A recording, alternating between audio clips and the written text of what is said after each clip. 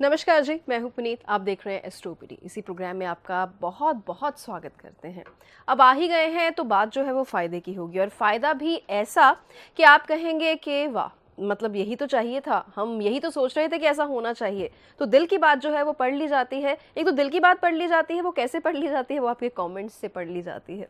तो आपके कमेंट्स के हिसाब से चलते हैं, जो सुनील जी के पास लोग आते हैं उनके हिसाब से चलते हैं, आम बातचीत के हिसाब से चलते हैं, जो आपका मन चाहे उसी पे एपिसोड जो है वो होता है।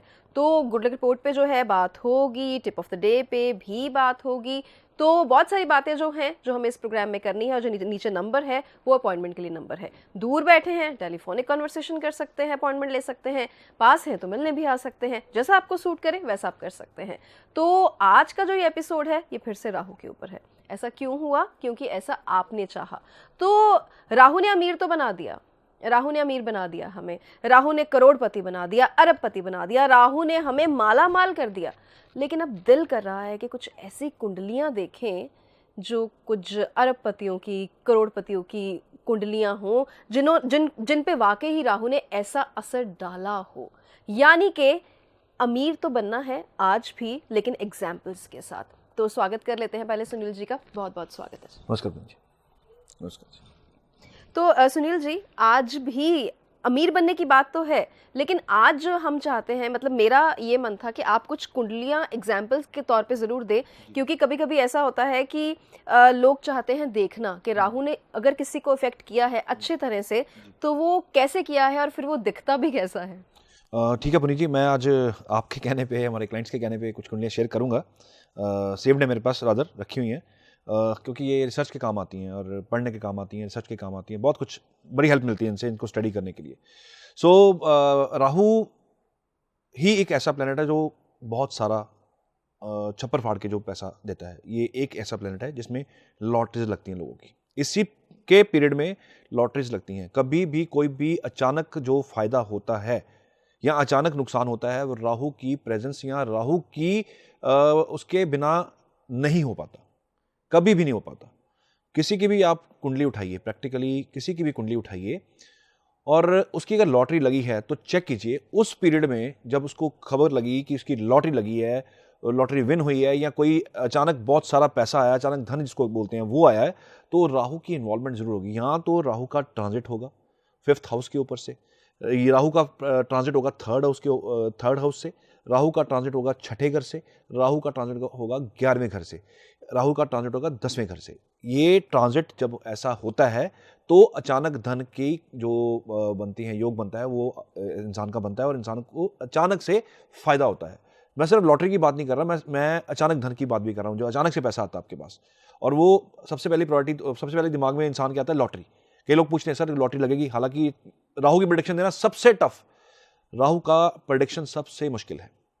क्यों होगा, कैसा होगा, बहुत मुश्किल है।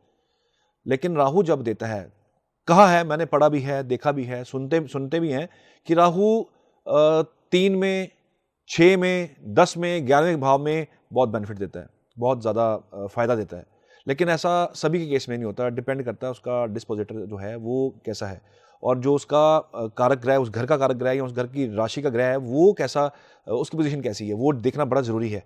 ब्लंटली ये नहीं कहा जा सकता कि राहु 3rd में होगा, 6ठे में होगा, 10वें में होगा, 11वें में होगा तो फायदा देगा। डिपेंड करता है कि उसका जो वहाँ का लॉर्ड था, प्लेनेट था वहाँ का, उसकी पोजीशन क्या है, वो कहाँ बैठा है, वो किस पोजीशन में है, वो नीच का तो नहीं है, उच्च का है, कैसा है। तो वो डिपेंड करता है उसके ऊपर कि राहु किसके साथ, किसकी राशि में बैठा हुआ है, और वो उसका प्लेनेट का जो लॉर्ड है वो कैसा है। तो ये मैं कुछ कुंडली आज जरूर दिखाऊंगा आपको। राहु 3rd में, पहले मैं आपको लॉजिक बता दूं कि क्यों ऐसा होता है, ऐसा क्यों कहा गया है कि राहु 3rd में, 6 में, 10 में, 11 में बहुत ज़्यादा बेनिफिट देता है। क्यों? पहली जो राहु 3rd की बात की जाती है, 3rd हाउस जो कुंडली के अंदर होता है वो आपका सबकॉन्शियस माइंड है। यहाँ पे बैठा हुआ राहु बैठा हो, दृष्टि दे रहा हो, आमने सामने हो, तो आप समझ लीजिए कि सबकॉन्शियस माइंड में सपने पलते हैं, ड्रीम्स आते हैं, इंसान को लगता है कि मैं बहुत सारा कुछ ऐसा बड़ा करूं कि मेरे पास ढेर सारा पैसा आए। तरीका जो भी हो, सही है गलत है वो बात की बात है, वो पूरी कुंडली पे निर्भर करता है कि कैसी है कुंडली। लेकिन तरीका कुछ भी हो, कई लोग सही मायने से पैसे कमा के बहुत रिच बनते हैं, कई लोग गलत तरीके से गलत सोर्सेज से पैसे कमा के रिश्वत से करते हैं, कैसे करते हैं, लेकिन पैसा इकट्ठा करते हैं, बहुत सारा कुछ इकट्ठा कर लेते हैं अपने पास।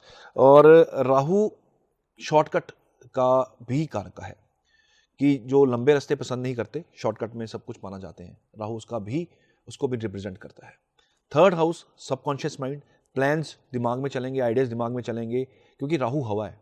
राहु एक उड़ती हुई हवा है जिसको अगर आप किसी चीज़ को बंद डब्बे में डाल दें, बंद डब्बे में डाल के अगर उस डिब्बे के अंदर एक पिन पॉइंट से भी होल अगर कर दिया जाए तो राहु वहाँ से भी निकल जाएगा।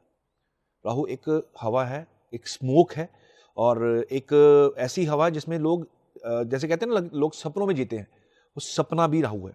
तो थर्ड हाउस जो है कुंडली का वो है सबकॉन्शियस माइंड। अब यहाँ पे राहु का कनेक्शन अगर हो, राहु बैठा हो, राहु देख रहा हो, राहु की कोई कनेक्शन यहाँ बनता हो, किसी भी तरह से कनेक्टिविटी हो, तो सबकॉन्शियस माइंड में सपने पलते हैं।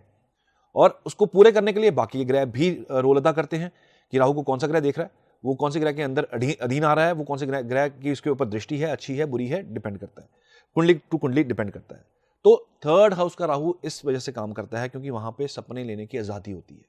बहुत ज़्यादा सपने देखें, हाई लेवल के सपने इंसान देखता है और उसको अचीव करने के लिए हर तरह का सीधा गलत उल्टा सीधा जो भी रास्ता अपनाता है वो अपनाता है। तो थर्ड हाउस का इसलिए कहा गया। छठे का इसलिए कहा गया कि छठे का एक तो जो कालपुरुष की कुंडली की बात करें, अगर मेष लगन की कुंडली की बात करूं, 6 नंबर राशि में अगर राहु हो, अगर छठे घर में राहु हो तो राहु वहां पे वेल परफॉर्म करता है, बहुत अच्छा परफॉर्म करता है। ये रोग ऋण शत्रु का घर कहा गया है, कॉम्पिटिशंस का घर भी है ये।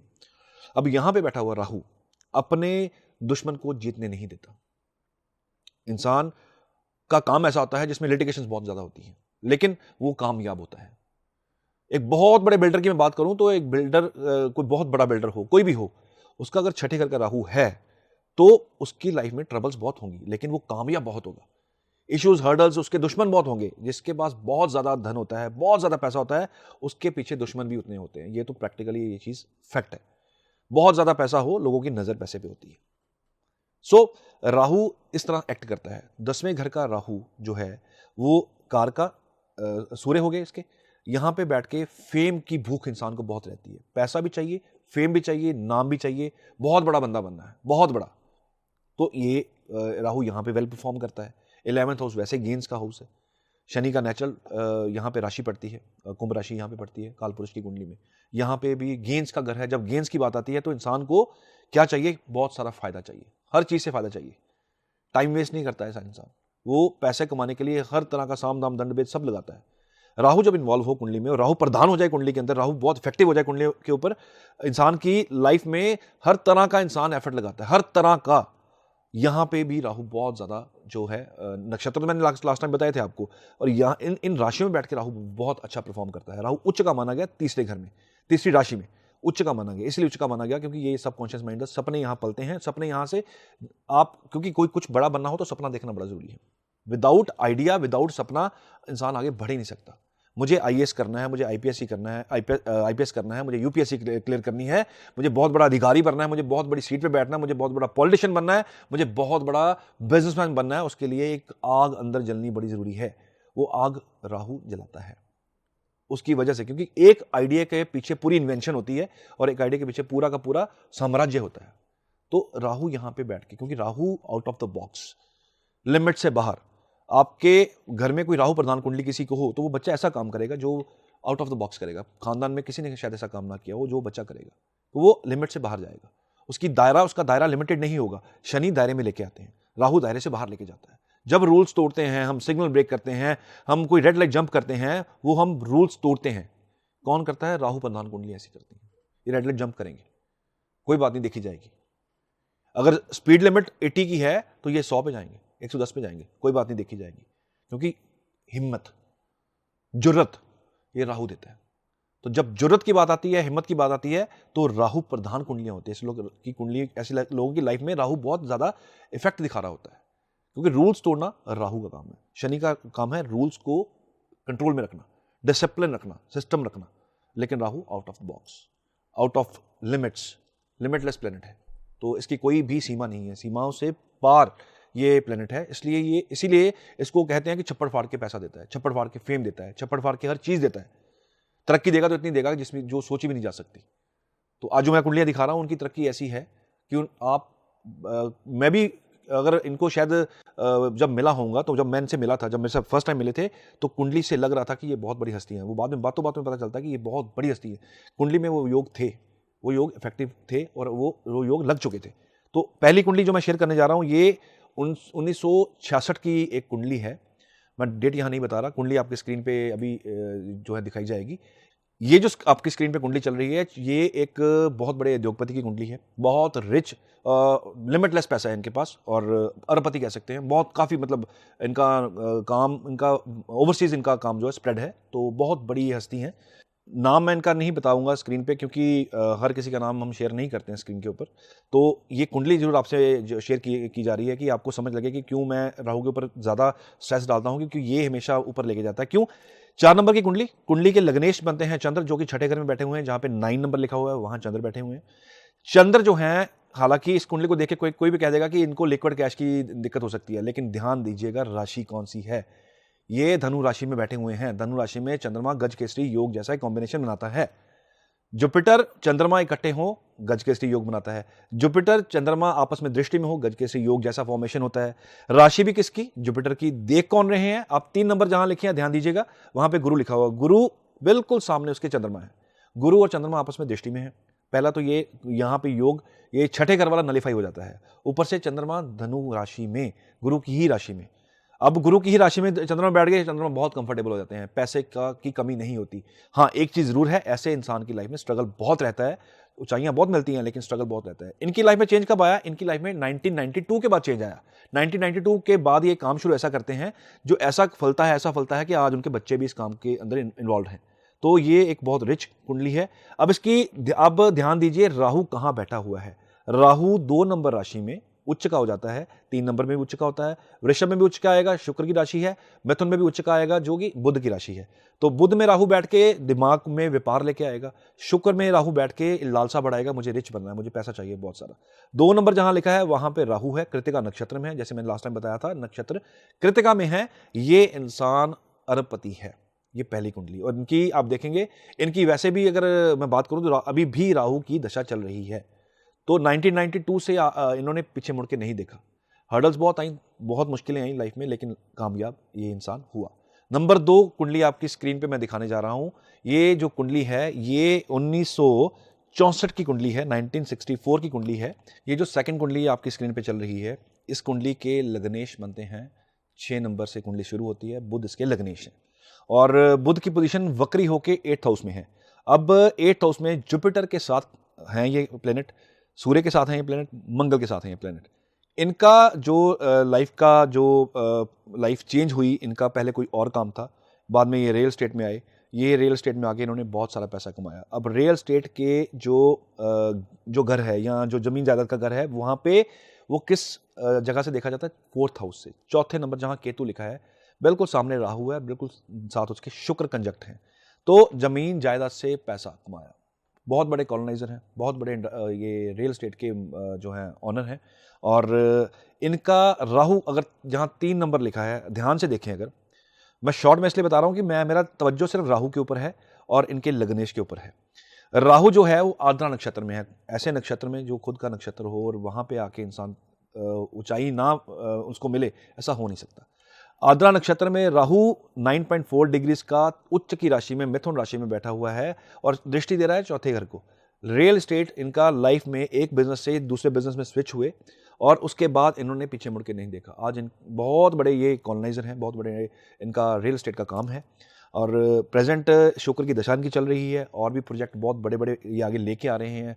कॉलोनीज बना रहे हैं, कमर्शियल के ऊपर बहुत काम कर रहे हैं। शुक्र इनका मृगशिरा नक्षत्र में है और राहु के साथ है।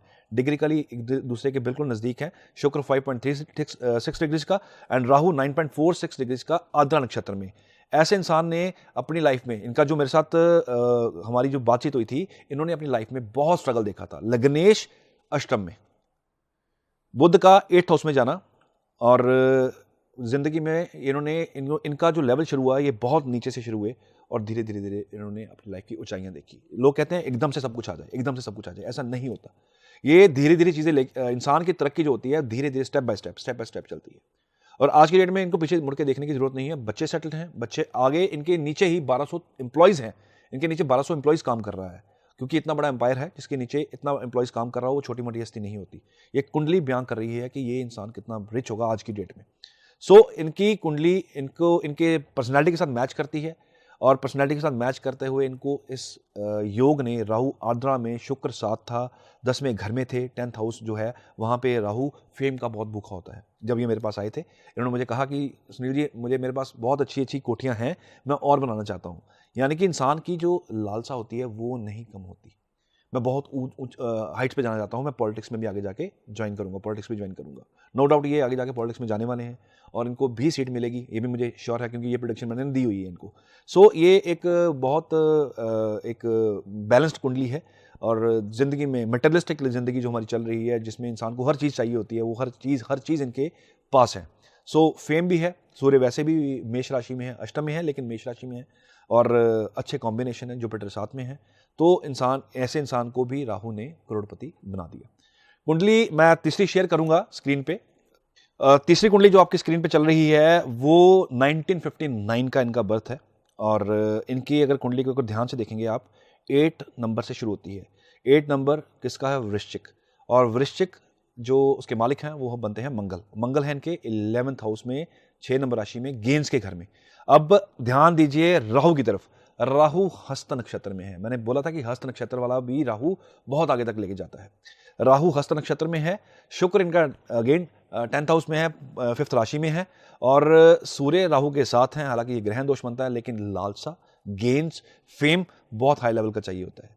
तो ये भी एक अरबपति की कुंडली है कि इन्होंने जिंदगी में अपने एक ही काम शुरू किया, इनका फादर का काम इनको मिला, उसी को इन्होंने एक्सपैंड किया, अपना दिमाग लगाया, इनकी किस्मत साथ में साथ दी, प्लेनेट ने साथ दिया, किस्मत ने साथ दिया, और किस्मत ने साथ देके इस इंसान को उस हाइट पे पहुंचाया जहां पे इंसान कहीं शायद ऊपर। इनको इस इंसान को देखने के लिए, मैंने लास्ट टाइम भी बोला था कि ऐसे इंसान को देखने के लिए गर्दन बहुत ऊंची करनी पड़ती है। तो ऐसी हाइट्स पे ये इंसान है राहु हस्ता नक्षत्र का। ये कुंडली अगर ध्यान से, अगर आप इसकी कुंडली का स्नैपशॉट रखिए अपने पास, इसको स्टडी कीजिए कि क्या रीजन रहा होगा कि इसके पीछे जो इन्होंने इतना नेम फेम इंसान को मिला। प्रेजेंट इनकी शनि की दशा लगी हुई है, और अभी ये जब रिच हुए, इनका जब सिलसिला चला, फादर तो एक नॉर्मल बिजनेस को कर रहे थे, लेकिन इनके जैसे हाथ में बिजनेस आया तो ये काफ़ी हाइट पे ले गए बिजनेस को।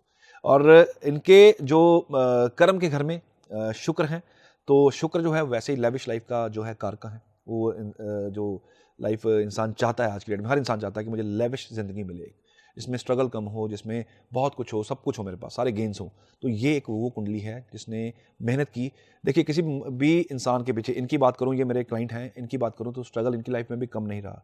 कोई भी इंसान कामयाब होता है उसकी लाइफ में बहुत स्ट्रगल होता है, बहुत स्ट्रगल होता है, बहुत तूफान होते हैं, लेकिन वो लोग फाइट करते हैं। ये लंबे गोल्स में जाते हैं, लंबे गोल्स यानी कि दूर तक जाते हैं, दूर की सोचते हैं ऐसे लोग। गुरु इनका लगन में है। अगर जब लगन में गुरु आता है तो जुपिटर का जो नेचर रहता है वो रहता है कि इंसान ज़मीन से जुड़ा रहता है, इंसान हवाबाजी नहीं मारता, इंसान जुड़ा रहता है और मेहनत में सच्चाई होती है। जुपिटर लगन में हो तो इंसान के अंदर ना एक सियानप होती है, मैच्योरिटी होती है। जुपिटर विजडम है, समझदारी है। और जुपिटर जब रूल कर रहे हो कुंडली को, खास करके लगन को, तो ऐसे इंसान की मैच्योरिटी लेवल बहुत हाई होता है। ऐसे लोग बोलते कम है। जुपिटर को ज़्यादा बोलना पसंद नहीं है। बुध बहुत बोलता है, जुपिटर को बोलना पसंद नहीं है। सो जुपिटर दिमाग से सोचता है, विजडम है, समझदारी है, लोगों को सलाह देता है, लेकिन अपने लिए भी बहुत काम करता है। तो जुपिटर मेन इनकी कुंडली में, इनके लगन में, राहु हस्ता नक्षत्र में, गेंस के घर में, 6 नंबर राशि में। इस वजह से इस इंसान को डेडिकेशन मिली, इस इंसान ने अपना दिमाग लगाया, अपनी समझदारी, मैच्योरिटी लगाई, और ये इंसान आज की डेट में, इनकी हिस्ट्री बहुत लंबी है, मैं डिस्कस करूंगा, शायद हम 10 एपिसोड निकाल दें, हिस्ट्री बहुत लंबी है, लेकिन शॉर्ट में समझा रहा हूं कि क्या रीजन रहते हैं कि इंसान इतनी ऊंचाई पे जाता है। जब कोई रिच इंसान की बात करें, वो छोटी मोटी चीजों की परवाह नहीं करते। लोग छोटी छोटी चीजों को लेके अटक जाते हैं, और छोड़िए, शो चल रहा, लोग शो में नीचे छोटे मोटे कमेंट कर देते हैं, दिमाग नहीं लगाते ये। लेकिन ये छोटी मोटी चीजों को लेके परवाह नहीं करनी चाहिए। जो जुपिटर प्रधान कुंडलियां होती हैं वो छोटी मोटी चीजों को परवाह नहीं करती, क्योंकि उनके पास ज्ञान होता है, उनको पता है ये अगला इंसान इतना समझदार नहीं है, लेकिन वो समझदार होते हैं, तो वो मैच्योरिटी से चलते हैं, डिसीजन अच्छे लेते हैं ऐसे इंसान। इनकी लाइफ में बहुत हर्डल्स आती हैं, लेकिन हर्डल्स को क्रॉस करते जाते हैं, रोते नहीं है बात बात पे, ये हो गया वो हो गया, उनके गोल्स बड़े लंबे होते हैं। तो ये लोग तरक्की करते हैं। तो ये 3 कुंडलियां मैंने आपसे शेयर की, ये बहुत रिच इंसानों की कुंडलियां हैं। इनको स्टडी कीजिएगा, इनको देखिएगा आप, इनकी कुंडली क्योंकि साइंस और ग्रह इस कुंडली के अंदर पड़े हुए हैं। आपको अगर थोड़ी एस्ट्रोलॉजी आती है तो आप समझ जाएंगे कि ये कैसे इनके लाइफ का पैटर्न चला होगा। कुंडली के अंदर ग्रह ना भी पड़े हो, साइंस खाली पड़े हो, तो भी कुंडली पड़ी जाती है। इसमें तो फिर आपको ग्रह साथ में है, आप चेक कीजिएगा, आपको समझ आएगा कि ये रिच कैसे हुई। तो मोटा मोटा इनका ये था, किस नक्षत्र में, किस राशि में थे, ये राशियां इनको फ्रूटफुल हुई, नक्षत्र फ्रूटफुल हुए और ये इंसान जिंदगी में बहुत तरक्की पे पहुंचे। राहु का पोजीशन ऐसी है कि राहु ना एरी साइंस में और अर्थी साइंस में बहुत ज़्यादा वेल परफॉर्म करता है। एरी जो साइंस होते हैं उसमें राहु का परफॉर्मेंस बहुत ज़्यादा बढ़ जाता है, क्योंकि राहु भी हवा है। राहु अर्थी साइंस में भी बहुत ज़्यादा वेल परफॉर्म करता है। अगर आप एस्ट्रोलॉजी सीख रहे हैं, करते हैं, प्रेडिक्शन करते हैं, तो आप ये चीज़ें देखिए कि राहु किस साइन में है। अगर वो साइन एरी है तो उच्च की राशि है, अच्छी राशि है, जो राशि मैंने बोली वो हैं एरी साइंस में है, अर्धी साइंस में है, तो समझ लीजिए ये इंसान आगे जाके बहुत तरक्की करने वाला है। ये पीछे मुड़ के नहीं देखेगा। ये लोग, ऐसे लोग जो होते हैं, वो लोग एस्टैब्लिश ब्रांड में बहुत ज़्यादा विश्वास रखते हैं। ऐसे लोग ये महंगी चीज़ की तरफ नहीं जाएंगे।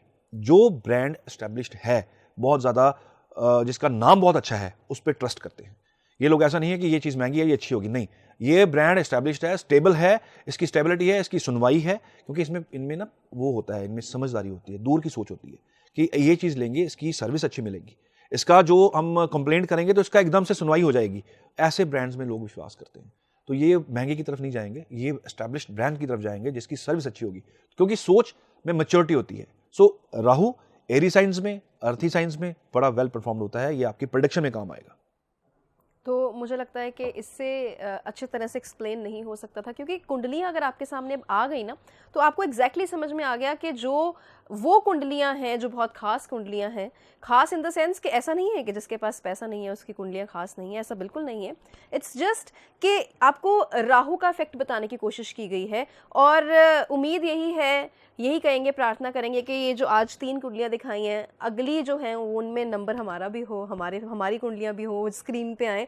तो सपने देखना अच्छी बात है, जैसे सपनों की बात की कि जो राहु जो जब वर्क कर रहा है और अच्छे से वर्क कर रहा है, तो वो सपने जो हैं वो आउट ऑफ द बॉक्स इंसान देखता है। तो बात जो है वो वही है।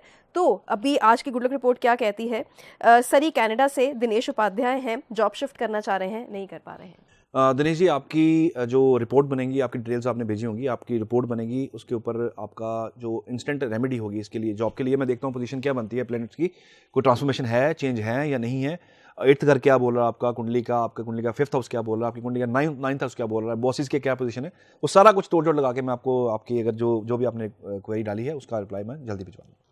तो टिप क्या कहती है आज की? आज की टिप नॉर्मल सबके घरों के लिए, लोग बीमार बहुत ज़्यादा हो रहे हैं, हमें सुनने में आ रहा है, मेरे पास बहुत पेशेंट्स भी आ रहे हैं, जो केसेस आ रहे हैं काफ़ी, कि लोग बीमार बहुत हो रहे हैं। तो बीमारी के लिए ओवरऑल आपके लिए एक छोटी सी रेमेडी है, इससे आपकी बीमारी प्रिक्योर होती है, आप घर में नेगेटिविटी खत्म होती है, पॉजिटिविटी आती है। घर के अंदर सीलन रुकने मत दीजिए, पहली बात। दूसरी बात, घर के अंदर नमक के, समुद्री नमक, हिमालयन रॉक सॉल्ट लैंप ले लीजिए, या समुद्री नमक जो नमक बाज़ार से मिलता है वो ले लीजिए। वो लेके अपने घर में ऐसी जगह पे रखें जहाँ पे दिखे। ये नज़र से रोकता है, ये बीमारी से रोकता है। कोई इंसान बीमार है, बेड रिडन है, उसका इलाज भी चल रहा है, मेडिसिन भी चल रहा है, सब कुछ हो रहा है, फिर भी लग रहा है कि ये इंसान रिकवर नहीं हो रहा, तो उसके पास समुद्री नमक रखिए। समुद्री नमक के बहुत फ़ायदे हैं, एक एपिसोड करेंगे उसके ऊपर, बहुत फ़ायदे हैं। उसके रूम में समुद्री नमक रखिए, कटोरी भर के, रात भर रखिए, सुबह वो पानी में डाल दीजिए। इसको लगातार कुछ दिन, 40 डेज़ लगातार कीजिए, 40 या 43 डेज़ लगातार कीजिए। इंसान की हेल्थ में आपको थोड़ा थोड़ा सुधार ज़रूर दिखना शुरू हो जाएगा। एटलीस्ट वो बेड से थोड़ा सा उठने लायक ज़रूर हो जाएगा। उसको बैड एनर्जीज, नमक जो होता है वो नेगेटिव एनर्जी एब्जॉर्ब करता है। नेगेटिव एनर्जी एब्जॉर्ब होती है तो इंसान की बॉडी में एनर्जी पॉजिटिव का फ्लो होता है। तो अगर आप ये रेमेडी करते हैं तो कहीं ना कहीं आपको इंसान, उस पेशेंट की हेल्थ में मेडिसिन लगना, मेडिसिन का असर होना, वो दिखना शुरू हो जाएगा। तो फिर मुझे लगता है कि आज सारा विन विन सिचुएशन हुई है, बहुत सारी चीज़ें जानने को मिली हैं।